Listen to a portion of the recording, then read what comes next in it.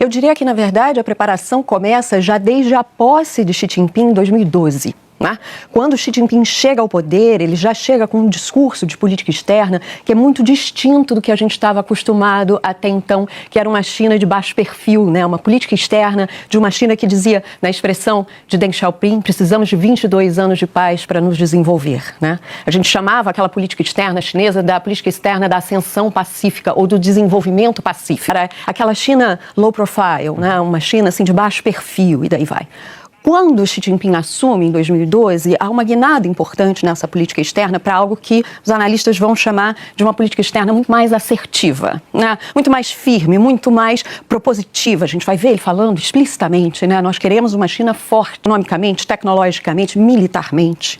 Então você vê uma outra projeção da China, inclusive do ponto de vista da sua projeção do seu poder internacional, quando a gente está falando um pouco depois do lançamento da nova Rota da Seda, que agora, ano passado, fez 10 anos aí de iniciativa. Então você tem uma outra atuação chinesa dentro do cenário internacional. Naquele momento, já encontra, quando a gente volta para os documentos de política externa da China, a gente já encontra o atual ministro, inclusive, de política externa, de relações exteriores, falando explicitamente, nós precisamos nos preparar para um embate e para um período, digamos assim, de dificuldade que nós teremos daqui para frente, de desafios geopolíticos que vão crescer de sobremaneira. Naquele momento, isso parecia até um pouco exagerado, um tom até um pouco ufanista e nacionalista, e que hoje sugere quase que eles estavam prevendo, o que poderia acontecer. Então, nesse sentido, tentando responder objetivamente a sua pergunta, sim, é uma estratégia que passa por uma diversificação de parceiros, por uma tentativa de diminuir a exposição chinesa em relação, sobretudo aos Estados Unidos.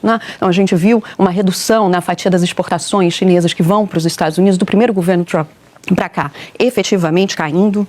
A gente viu uma diversificação nesse cenário, inclusive geoeconômico, de projeção geopolítica chinesa. A gente vê um aumento na tentativa chinesa de autossuficiência muito forte, mas de ganho de autonomia tecnológica doméstica para depender menos tecnologicamente de fora, e alternativas do ponto de vista da moeda. A gente vê a construção, eu diria assim, de uma infraestrutura, de uma série de protótipos que a China vai colocando ali nessa cena internacional, ainda em vários casos subutilizados, com pouco volume de transações, e daí vai mais que num cenário efetivamente, que a gente tem visto de contenção dos Estados Unidos, a projeção e emergência chinesa podem vir a ser utilizados de maneira mais enfática.